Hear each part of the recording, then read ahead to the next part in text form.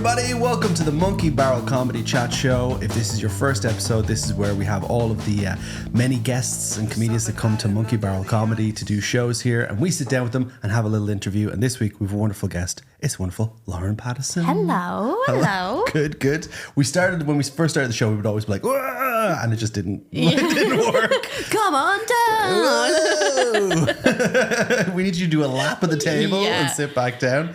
It's like when you have to introduce yourself, isn't it? There's something so sad about being like, I haven't got the voice for it either. You know, I've got quite a squeaky voice, and the higher it gets, I'm like, ladies and gentlemen, please welcome the stage, it's me. And the crowd are just like, there's one dog in the back, just like, yeah. I tried to do a fake voice once. I tried to be like, welcome to the stage. And I was like, oh, they could tell. They knew it was. I walked down and went, you all knew that was me, didn't you? Like, yeah, we could tell. I mean, it's easier when you're introducing a support act because you feel like, oh, I've got to do a good job for them. Exactly. But when it's yourself, what is wrong with us that we're like, cringe. Clap for me, please. So you've appeared on people's TV screens many times. You've been on Roast Battle. You were on the Comedy Central Comedy Store show as well. So people probably will have seen you. For anyone who hasn't seen your comedy, I mean, how do you describe like your background or your vibe? It's a lot of stories. Yeah. A lot of storytelling. I think that's what you know, when people are like, tell me a joke, and I'm like, I can tell you a whimsical story that has several amusing punchlines throughout it. But if you want a one-liner, I cannot deliver. I do apologise. Yeah. When somebody asks you, you know, what you do for a living, do you say you're a comedian or do you do the lie where you just make up something else? If I'm in a taxi, I will never say a comedian. It's such a nightmare. Never. But then I used to get, when I lived in London, I used to get my eyebrows done by this girl, and I never wanted to say I was, not that I was embarrassed by it, but you just think I can't be bothered with the questions.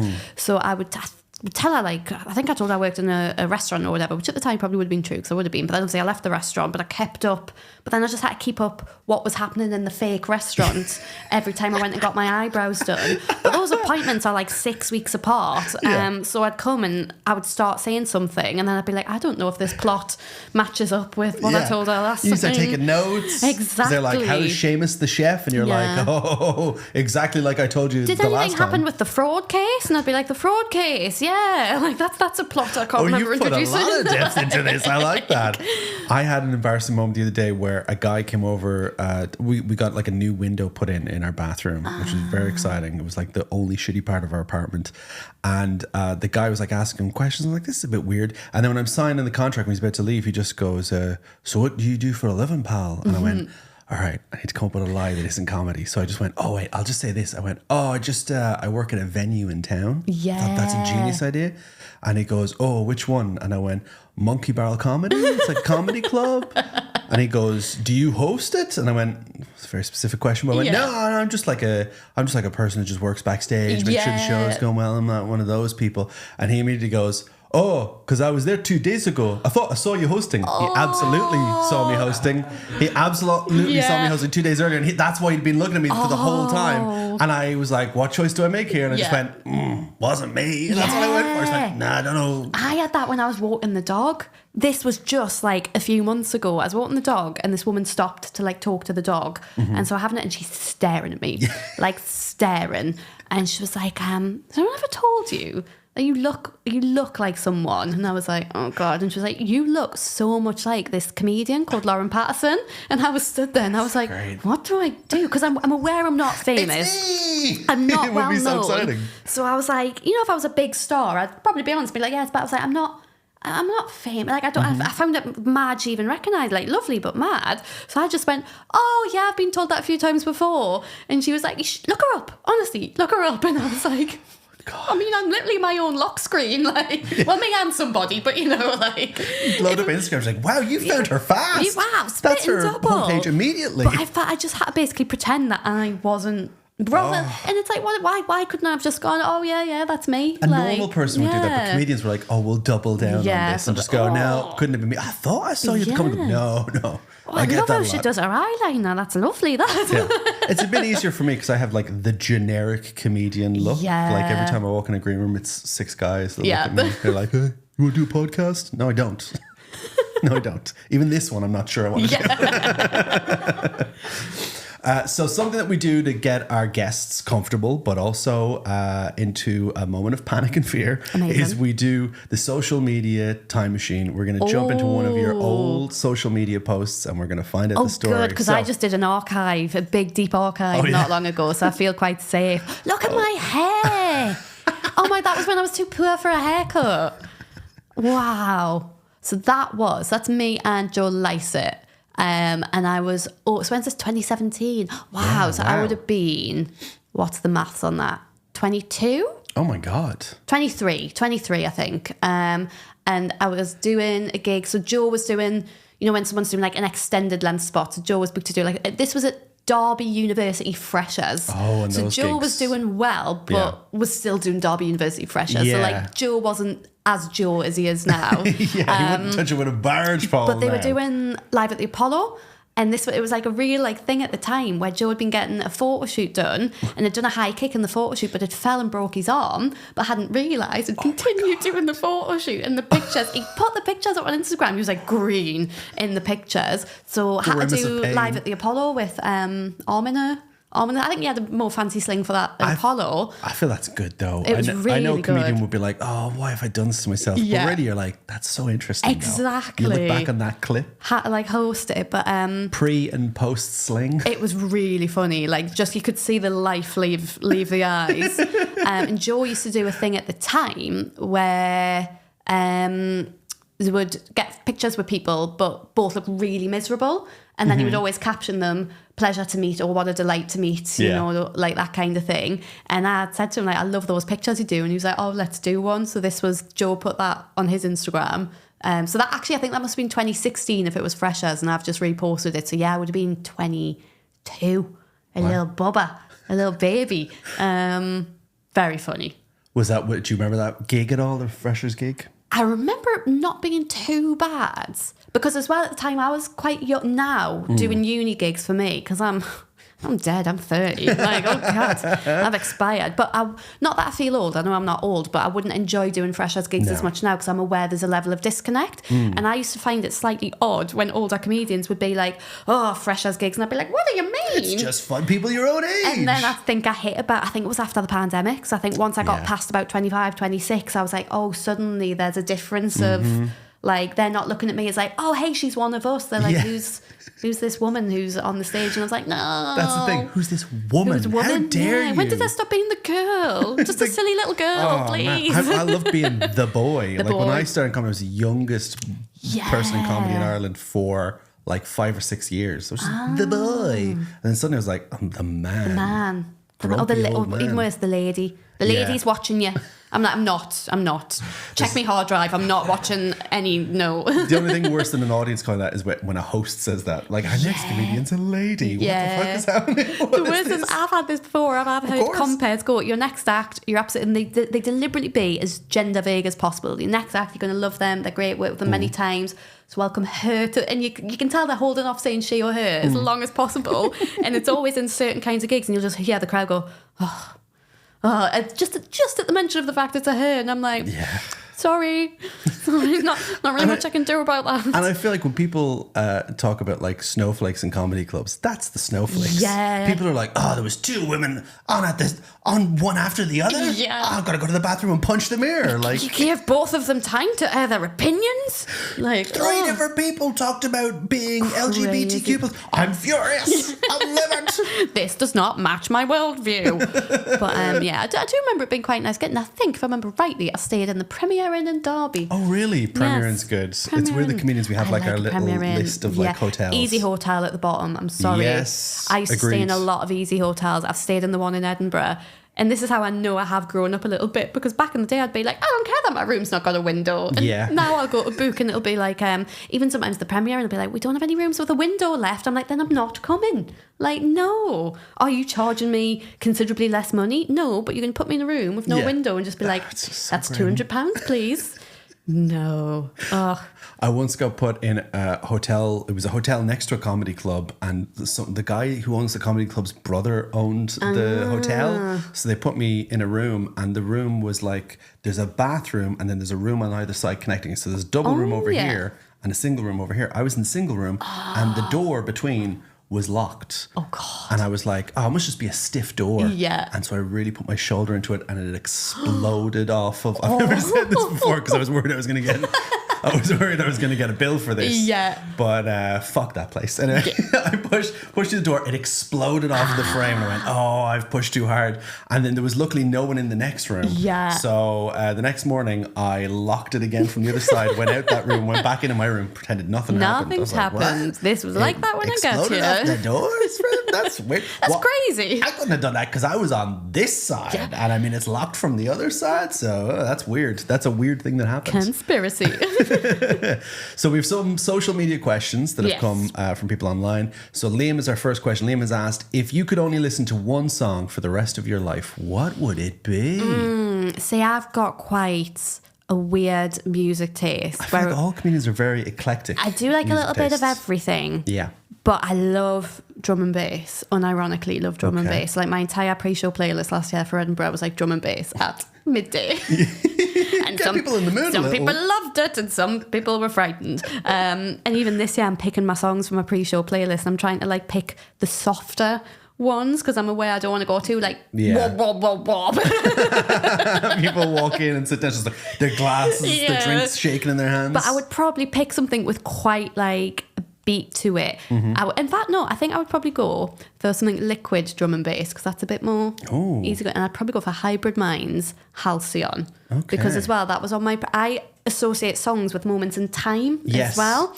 And Halcyon was on my pre-show playlist in Edinburgh 2022. And it's a good like 6-minute song as well. So big track. And I think if I remember rightly, the music video was filmed in Newcastle, but I might be making that up. And also my boyfriend introduced me to that song. So I think of him as well. And there's just lots of nice memories attached to that song. And I've never heard them play it live. And I've seen them a few times. And I went to see them at Alexandra Palace last month. And I like to think I'm quite... Like, I'm not like a weird fangirl for anyone. Yeah. But I messaged them about 7 times and was like, can you play Halcyon at Alexandra Palace? And they didn't. But I love that. I don't think I'd ever get bored of hearing that song. How dare they? How dare they? There is something weird about finding a band and there's like a song that's not like a single or it's not a big hit. And in your mind, you're like, that's my song. That's my song. I went to see a band called Los Campesinos. So like a Welsh band we really like. And they have a song called In Medias Res. And I thought, well, they're never going to play that. Such a weird song. And then I went to see them live and literally they came out and that was the song they finished on.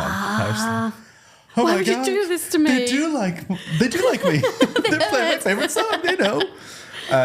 Okay, that's good. I didn't even know the terms you were using there, like liquid drum and bass. There's a brilliant video of like an old Welsh guy, and he's like, I can't do it. Should I try the accent? I apologise in advance. He's like, have you heard of liquid drum and bass? That's shagging music, that is. I think that was New York. You did that. That was a New York detective. See, that's because when so many people try and do Geordie, they do Welsh. But I feel like when I try and do Welsh, it just does not work. But yeah, he's like, that's shagging music, that is. That's shagging music, that is. Yeah. Like, so when I went to see them... Apologies to any Welsh people You've got a beautiful accent. I'm sorry I butchered accent, and it's so complicated, we can't do it. I know what it's like when people try and do your accent, they do it badly. Oh, yeah. I mean, as an Irish person, I get Irish 90% of the time. To be sure. And it's like, okay. Potatoes. Yeah. And you're like, thanks. It's bad.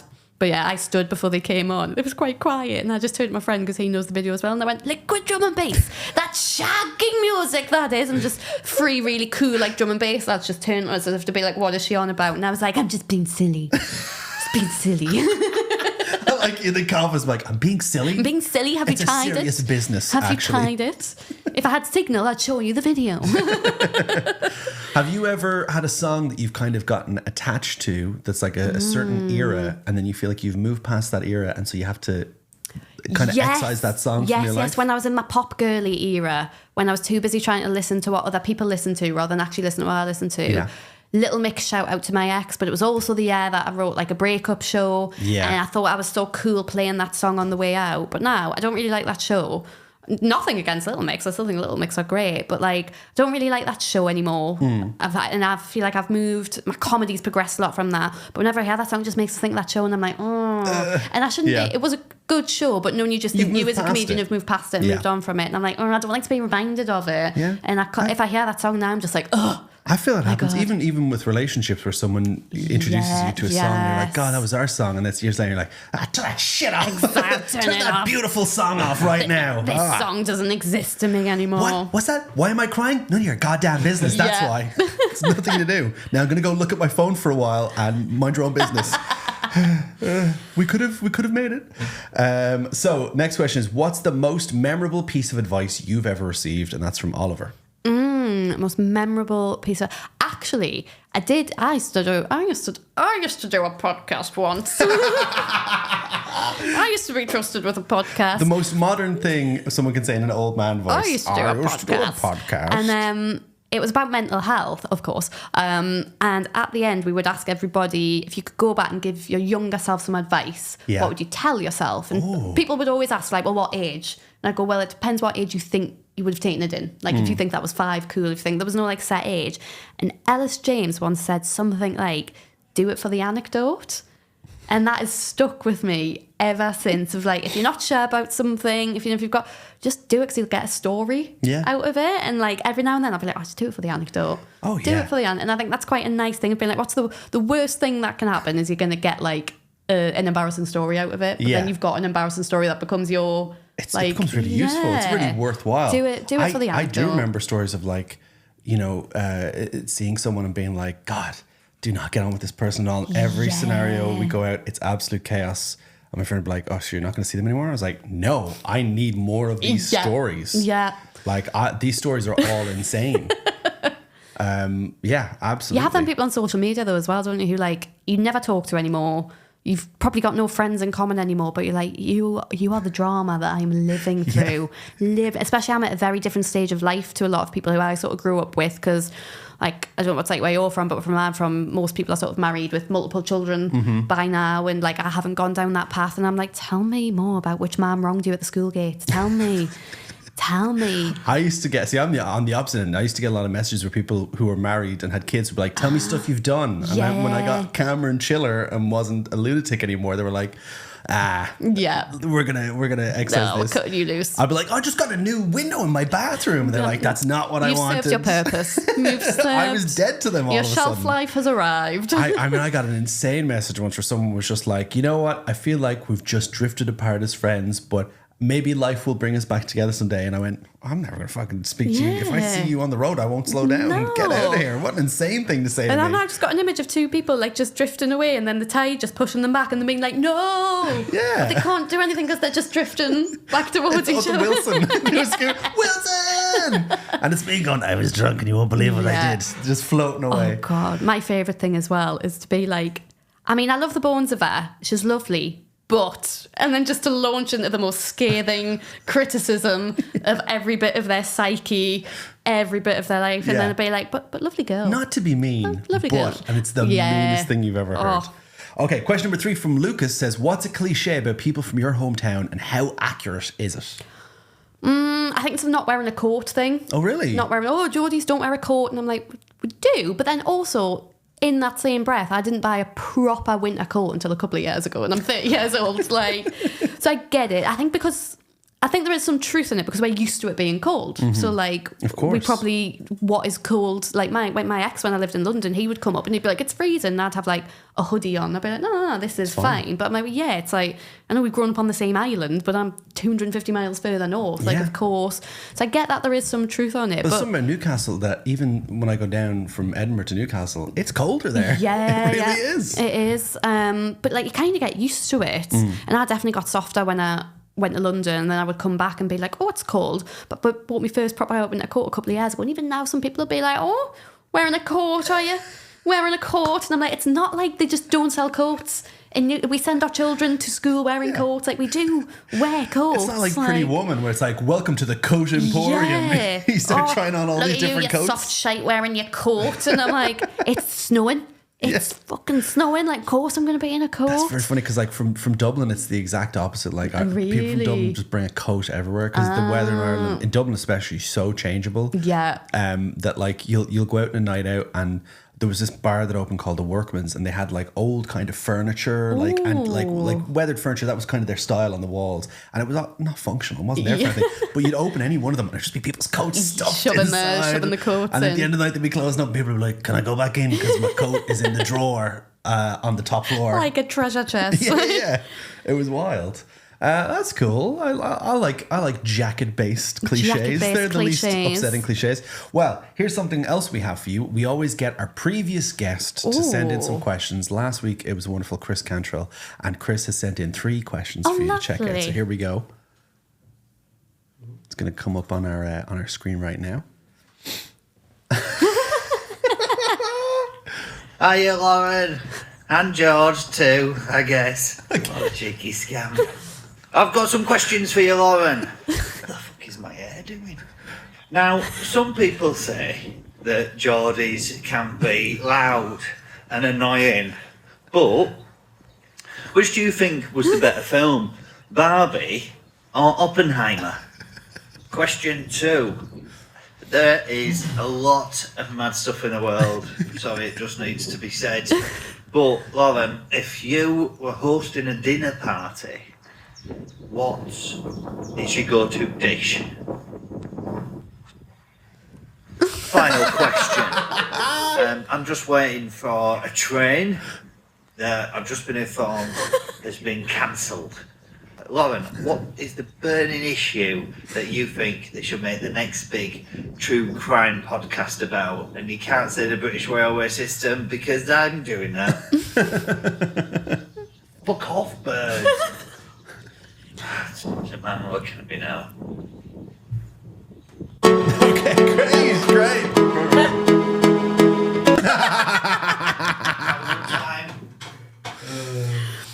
Okay. This is how I know I'm a comedian, because that whole thing, I was trying to work out which train station he was at. Because I don't know what your TikTok algorithm is, but my TikTok sends me can you guess which train station this is? And I am so good at that shit. Oh. So good at it. And like my Tom will be sat with me, he's like, how do you know so many train stations? I'm like, mate, I've grown up in these train stations. But I was trying to work, I'm sure I've been there. It felt very familiar. Yeah. I was trying to guess it. Maybe it was north of here. I feel like it's northern. It looked very quaint. It did. Very nice, very idyllic. Very much mixed in with the town's vibe, whatever town it's in. Okay, well, question number 1 was, which do you think was the better film, Barbie or Oppenheimer? I've not seen Oppenheimer. I've not seen Oppenheimer either. I have seen Barbie, so then by process of elimination, my boyfriend took me to see Barbie, which I thought was very progressive of him. But at the start of the film, you know how Margot Robbie's in like jeans and stuff? Yeah. So at the start she was in her dresses and then she goes into jeans. The second that woman put jeans on, he fell asleep. And I was like, right, okay. Not as progressive as we thought. Not as progressive as I first thought. Yeah, some guys came to that movie and they were like, what a movie. And it was like, what's your vibe? I was like, I guess women have feelings too. That was not the lesson of the movie. You should have known that beforehand. I guess we should listen to them. I guess sometimes men maybe get it wrong. Is that it? Is it sometimes? Maybe. I do want to say Oppenheimer though. I'm worried it's too long. I haven't got a good attention span for like something that would be that long. Yeah. And I don't really know what it's. I think it's about a bomb. It's about the nuclear bomb. The first one. It is weird to combine them together. Barbie, which is a movie about carefully explaining to men that sometimes their actions have consequences. Yeah. And in Oppenheimer, a man doing the worst thing ever for humanity. The most insane. I am become death, he says at the end of the movie. Oh, wow. Yeah. I might watch imagine that's how it ends. I might watch it tomorrow. I've seen Godzilla, which is the sequel, so I mean that's fine. That's fine. I have famously not seen a lot of films. Yeah, yeah. I watched Shawshank Redemption for the first time like 2 years ago, and I was like, it became my favorite film. And everyone was like, "How have you just seen this?" Yeah, it's so good. But I like not seeing films for ages. I like resisting, like culturally. I've never seen the Godfather movies, and people are like, same. and I know the second I see them, I'm going to be such a basic bitch. I'm like, the Godfather's great. Everybody, have you seen it? I've not told you about this. Yeah, I saw Hamilton 2 weeks ago, and I did not think I'd like that. And I was like, oh my God, I haven't stopped thinking of. I saw Hamilton just before the theatre shut. Just before like when COVID was hitting, so we went like the week before, and when I tell you I thought I was a rap god for 2 weeks after that. Oh, I love it. Oh my God, that pandemic halted my hip-hop career, that's all I can say. So question number 2 is, if you were hosting a dinner party, what is your go-to dish? I do a really good lasagna. And I feel like that would be a crowd pleaser as well. I don't think anyone can turn down a lasagna. Exactly. It's like a staple. It's something you can make veggie if you're catering for veggies. I've often said, I don't know if you've seen my jacket potato Fridays that I've had to stop doing because I got too much. It sounds like something I would have loved. My New Year's resolution was to have a jacket potato every Friday. Because I am high in this world. But I have my jacket potato. I can't be a rapper, but I can do this. But I can have a potato every Friday for the next 52 weeks. And I've got a very specific way of eating a jacket potato, and this is how I've always eaten it from being a kid. When I used to live in London and come home, that is like the first thing I would want to have, like very comfort meal. Jacket potato in the oven. You'll sure find out why I've had to stop posting the pictures of these because people get really angry. Take the jacket potato out of the oven, completely scoop the jacket potato out. Oh, wow. Completely scoop the jacket potato out, put it on the plate, butter, mash together. Some people go, why don't you just have mashed potato? That's not mashed potato because it's not been boiled, it's been cooked in the oven. Yeah. So different. Then I get a tin of tuna. Yeah. I add vinegar to the tuna. Mix. I put the tuna separate to the potato, and I'll put a little bit of cheese on top of the potato, and then I'll sort of, at my discretion, add a little bit of tuna to the potato, but I have to have enough tuna left to just eat on its own. I'm going to do some reaction shots to the camera to edit it. And it does look bad. Comedian Freddie Quinn replied to one of the stories, and he was like, "This looks like wartime ration food." And then he replied another week and was like, "Why do you eat orphan meals?" And I was like, "It's not an orphan meal. It's my favourite." But I had to stop posting pictures because people got really angry about it. That is like my dream meal, but I would never subject anybody else to it. Yeah, that's if you're doing a dinner party of one. Yeah, that's perfect. That's my happy place. But if you turn up to a dinner party and somebody gave you that, would you be happy or would you be like, how did you know? I'd be thrilled. I'd be like, oh my God. But I feel like I do a really good, like, proper, like, I was going to say proper, like, beefy lasagna, but I don't know, is it? But I didn't mean beefy as in the meat content. I mean, just like a big boy. A big boy lasagna. A big boy lasagna. And I put, like, blue cheese on top. Oh. Really nice. Oh, that sounds very nice. Layers, blue cheese, and make my own sauce. None of this jar stuff. Yeah. Make my bechamel. And then a tin of tuna right on top. Just get that mixed in. vinegar all over. But I think I would do that because I feel like you can't really mess it up. Oh, I'm very good at a paella. Oh. Or paella. I don't know which is the... Either one is good and a different course, so that works. Exactly. Although I did once, which would probably anger the lovely people of Spain, when I had leftover paella, I had pastry as well. Oh, yeah? And I put the paella and made pie-ella. Oh. And it was so good because it was just paella in a pie. Oh my God. That seems very respectful of a British tradition, which is taking other cultures' food and ruining it. But in a way you love. I am nothing if not innovative. I'm nothing if not northern. That's nice. Can I put it in a pie? Question number 3 from Chris was, what is the burning issue that you think they should make the next big true crime podcast about? Where did Mr. Blobby go? Oh, that could be good. He was someone I'd completely sort of forgotten about. Because, like, very much a staple of my childhood, but I was terrified of him. Oh, and so then scary. Popped up on, like, Taskmaster last week or the week before or something. Mr. Bobby popped up and it just sort of reignited. And I was like, where did he go? Did they, like, announce where he was going? Was that addressed? Or, again, very northeast specific, the last episode of Byker Grove, why did they do what they did? What was it again? That it was all a dream? It was all a dream? It was all a dream? That's so weird. And it's not necessarily, well, I think it is a crime, if I'm perfectly honest, to end such a piece of art in that way. They did something like that before. In the 80s, there was like a show called, I've forgotten, like it wasn't The Thin Blue Line, but it was some detective cop show in America. And in the last episode, you see a guy come home to his son and he's got like a snow globe. And his son holds the snow globe and looks at it and it's got the police station from the show. And you go, oh, the entire show was invented in that boy's mind. He was just imagining it. But what's weird is that show crossed over with a bunch of other shows. So there's like a universe that is all like Frasier and Cheers and Friends all exist within that universe because they're all connected with other shows. This boy's got quite the imagination. What the imagination to be like, I want a gritty true crime drama. Someone get that boy a pen immediately. I want a silly bar sitcom and I want a group of friends in New York. That's what I want. Wow. That's what I want it to be. That's insane. What's the last kind of true crime podcast you've listened to? I'm actually reading. I'm reading a book at the minute called Death of a Bookseller because I'm in a book club because I'm 30 now. Yeah, it happens. You get a letter in the note. You get a note in the post. And that seems quite...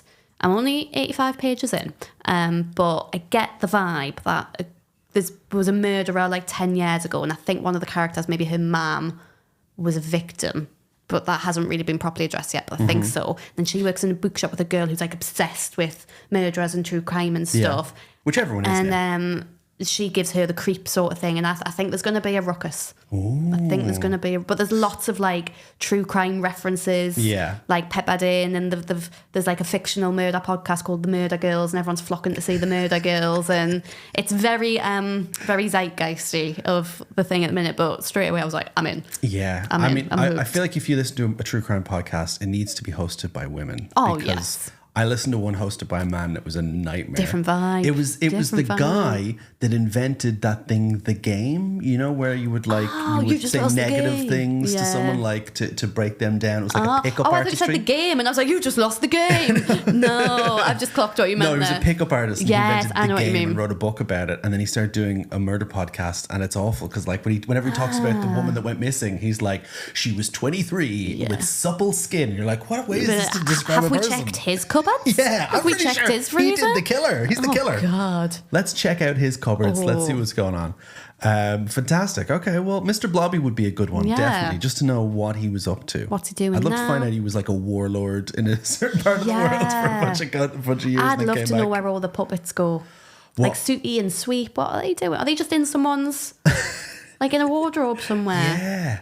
I mean, surely There's not a they're lot of taken care of. puppet-based programs nowadays. When did we get the memo that they're actually quite creepy? I know Mr. Blobby's not a puppet; he's just a man in a suit. He's just a man. Sorry, it's spoil the illusion. And they've changed the man recently because the voice has changed. I can tell the voice has changed.